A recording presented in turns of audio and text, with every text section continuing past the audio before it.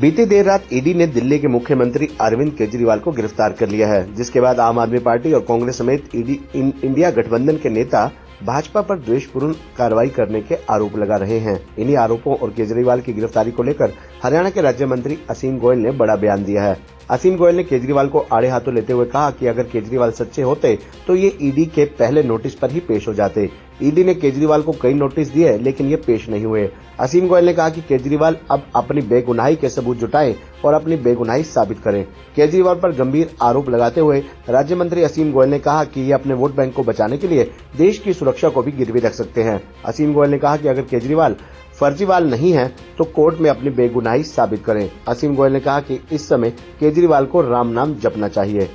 अरविंद केजरीवाल की गिरफ्तारी पर राहुल गांधी ने भी सवाल खड़े किए हैं, जिसे लेकर राज्य मंत्री असीम गोयल ने राहुल गांधी को भी आड़े हाथों लेते हुए तीखा जुबानी हमला बोला है। असीम गोयल ने कहा, आज राहुल गांधी से अगर इंडिया गठबंधन के घटक दलों के नाम पूछ ली जाए तो वो नहीं बता पाएंगे। असीम गोयल ने कहा कि राहुल गांधी को जो स्क्रिप्ट लिख कर दी जाती है वो सिर्फ वही बोलते हैं और कई बार वो कहना कुछ और चाहते हैं और बोलते कुछ और है। राज्य मंत्री असीम गोयल ने राहुल गांधी को नसीहत दी कि वो छोटा भीम किरदार जैसे बातें करना बंद करें।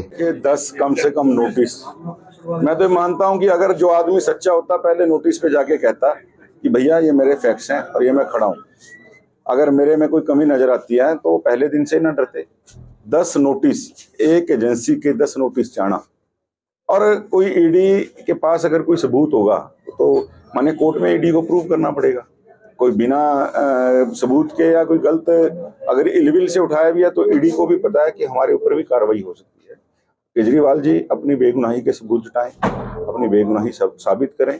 भारतीय जनता पार्टी ने कभी ना बदले की राजनीति की है, ना भारतीय जनता पार्टी इस चीज में विश्वास रखती है। हाँ, केजरीवाल जी के पास जितने तरीके की चालें हैं अपने वोट बैंक को सुरक्षित रखने के लिए, केजरीवाल साहब देश की सुरक्षा को भी गिरवी रख सकते हैं और ये प्रूफ उन्होंने दिया है, प्रूव कर दिया उन्होंने। पहले सर्जिकल स्ट्राइक हुई, उसका प्रूफ मांगा। जिस राम को लेके वो काल्पनिक पात्र बताते थे, बाद में कहने लगे जब राम मंदिर बना कि मेरी नानी कहती थी कि राम होना चाहिए, और आज वो राम राम का नाम जपते हैं। इतनी अपनी बात से पलट गई। और अगर केजरीवाल साहब फर्जीवाल साबित होते हैं तो भी कोई चिंता नहीं है, उनको जाना ही पड़ेगा जो कर्म किए होंगे। और अगर वो फर्जीवाल नहीं है तो कोर्ट के अंदर मानिए कोर्ट में उनकी बेगुनाही साबित होगी तो भी उनको कोई चिंता करने की जरूरत नहीं है। यानी अब केजरीवाल साहब, मुझे लगता है इस राम को काल्पनिक बताते थे, अब उसका नाम लेने का समय केजरीवाल साहब का आ गया है। जपें, प्रभु की तरफ अपना ध्यान लगाएं, मन शांत होगा। मन की शांति बड़ी चीज है। इस समय उनको सबसे ज्यादा जो चीज चाहिए, मन की शांति चाहिए।